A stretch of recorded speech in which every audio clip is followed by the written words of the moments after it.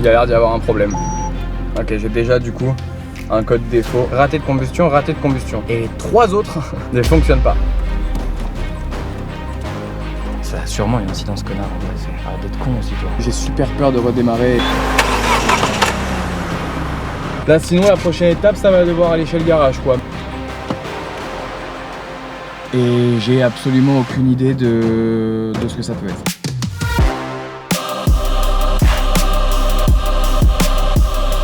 Bon les amis, aujourd'hui c'est l'heure des réparations. Déjà un grand merci à tous pour les commentaires que vous m'avez dit, pour les pistes que vous m'avez donné dans la vidéo précédente. Ça m'a donné beaucoup d'idées, ça m'a aussi un peu rassuré parce que sur certaines personnes avec qui j'ai pu discuter, voilà, ça confirmait un petit peu les craintes que j'avais et les potentiels problèmes que ça pouvait être. Donc il y a un problème qui s'est rajouté, je vous mets des vidéos que j'ai filmées au téléphone là de suite en essayant de réparer cette semaine, mais en fait j'ai plus de batterie, donc je peux même plus savoir en fait quel est le problème au démarrage parce que la voiture ne démarre plus. Donc là on est en train d'aller acheter une batterie et après on va pouvoir voir un petit peu du coup, faire le test comme ça a été dit justement dans les commentaires. Bon, l'idée évidemment c'est de réussir à réparer au maximum soi-même. Après voilà, je vais pas non plus m'entêter à faire des choses que je ne peux pas faire. L'idée voilà, c'est que avec vos conseils, notamment avec certains que je remercie énormément, ils se reconnaîtront, qui discutent avec moi pour m'expliquer les potentiels problèmes qu'il peut y avoir. Il y a encore un tunnel, donc hop, on me voit plus.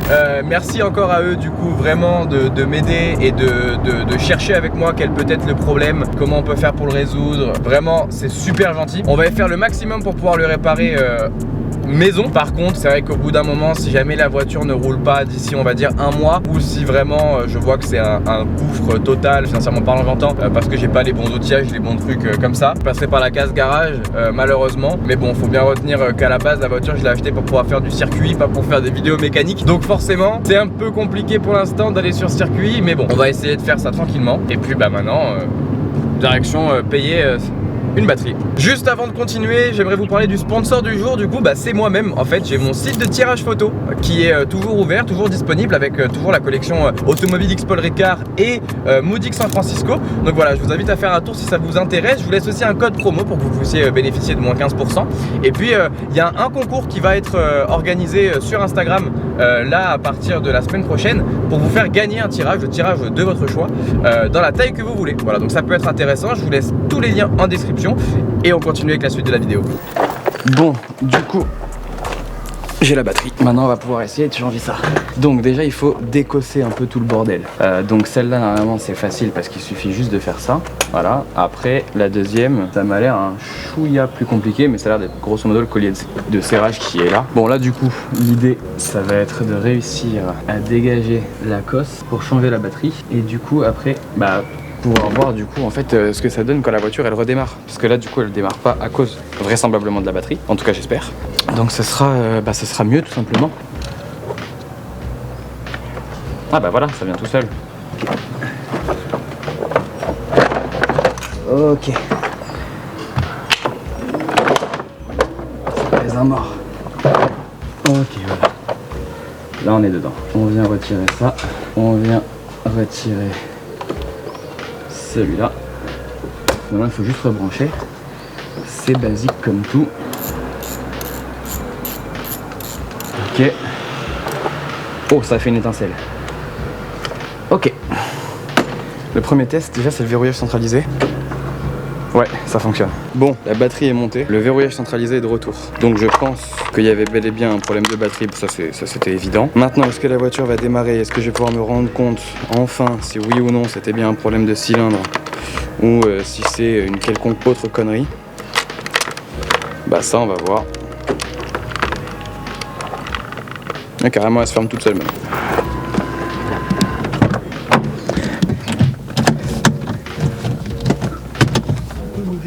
On est toujours en mode économie d'énergie.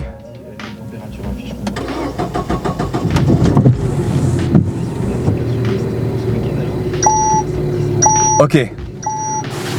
On a le défaut moteur mais la voiture démarre.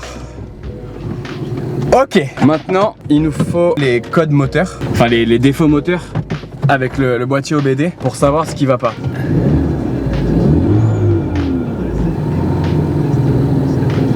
Et là ça m'a l'air de tourner hein.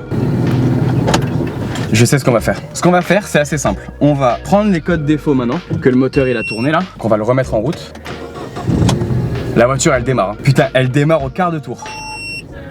Donc on a ce fameux défaut moteur, mais on a pu conserver des défauts moteurs d'avant. Donc on va essayer de voir si c'est pas ça le problème. Si après les avoir supprimés et en redémarrant on les a toujours, on va inverser les fiches des deux bobines du coup qui sont sur la gauche parce que c'est les seules qui sont réellement susceptibles d'avoir été interverties. Les autres j'avais pris des points de repère, ce que j'aurais dû faire pour les 4, certes, mais je l'ai pas fait. Donc on va faire ça. Là dans tous les cas ce qui est très positif, c'est qu'il y a de la réactivité à l'accélérateur. Donc la voiture là déjà à mon avis dans l'état actuel peut rouler. C'est déjà un très bon point. Allez, on lance le diagnostic et on va voir ce que ça nous dit. On a encore les codes défauts d'avant, ça c'est logique. Il va falloir voir du coup si y en a qui apparaissent ou pas. Par exemple calculateur contrôle moteur, il y a des défauts qui sont apparus. Pas bien convaincu que ce soit logique. On va quand même essayer de les supprimer et voir s'ils réapparaissent après. Ok, donc quand on regarde les défauts moteurs qu'il y a, c'est des défauts moteurs RezoCan. D'ailleurs je remercie vraiment beaucoup un des abonnés qui m'a énormément aidé, vraiment incroyable. Et donc du coup il me disait que c'était lié à la batterie, donc c'est pas lié au cylindre. Donc c'est le moment de voir en supprimant les codes défauts s'ils reviennent ou pas en redémarrant. Voilà, ils sont en train d'être effacés et on va pouvoir redémarrer la voiture pour voir s'il y a toujours le problème ou pas. S'il n'y a pas le problème les gars, c'est fin de vidéo. Elle sera courte, je vous l'accorde, mais bordel, ça me ferait plaisir. Ça m'enlèverait une grosse épine du pied parce que, waouh, pas vous mentir, quand la voiture, tu touches à un truc, elle démarre plus. Là, il est en train de les effacer un par un, mais il y en a qui restent quand même. Donc ça va être intéressant de voir ce qui reste.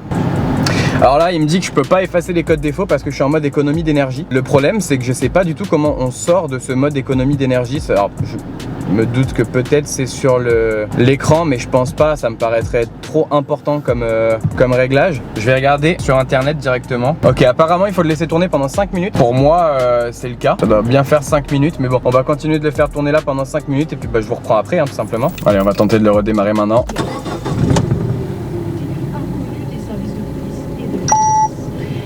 Bon, il me dit toujours qu'il y a un problème moteur, j'ai toujours le voyant affiché, mais il me dit plus qu'on est en mode économie d'énergie. Donc je vais essayer de réeffacer les codes. Ok, il veut pas me les effacer. Il y a toujours les codes défauts du coup sur le boîtier, défaut d'émission et de réception sur le RezoCan, ce genre de choses. Je sais pas si vous allez bien voir, mais voilà. Il y a toujours ces codes défauts là. Commande de moteur de verrouillage des portes, mais ça c'est faux parce que du coup ils ont disparu. La preuve en est que le verrouillage centralisé fonctionne. Donc c'est un code défaut qui n'existe plus. Et au niveau du moteur, RezoCan, information vitesse, RezoCan.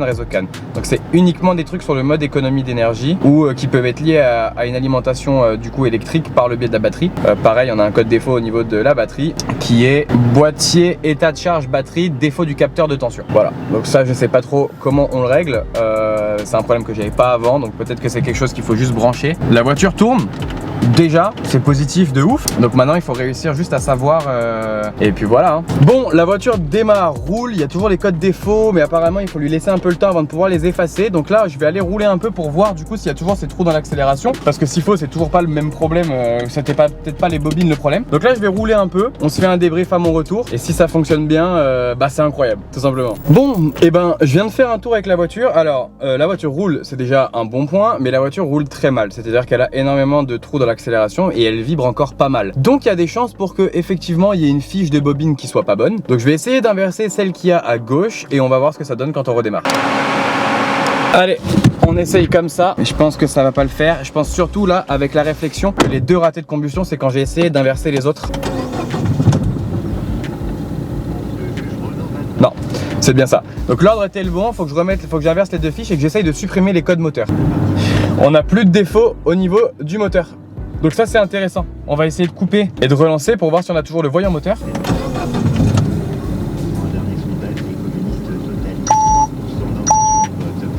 Ok, on a toujours le voyant moteur. On va relancer un scan pour voir du coup s'il nous remet des codes défauts ou pas. Il nous les remet.